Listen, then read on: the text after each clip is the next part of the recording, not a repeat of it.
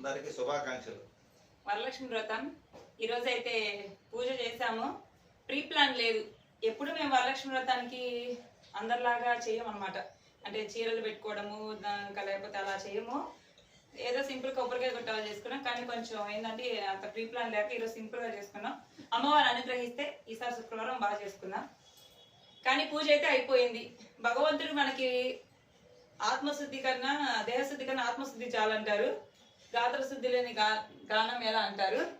అలానే మనసులో ఎంతో కల్మషం పెట్టుకుని లేకపోతే ఏదేదో ఆలోచనలు పెట్టుకుని గాత్రశుద్ధి లేని గానం ఎలా,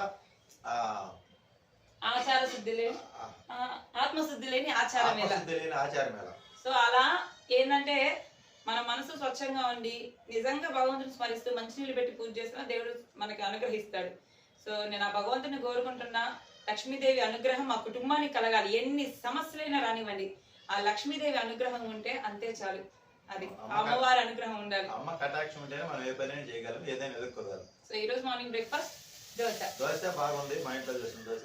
అందరికి గుడ్ మార్నింగ్, బాయ్.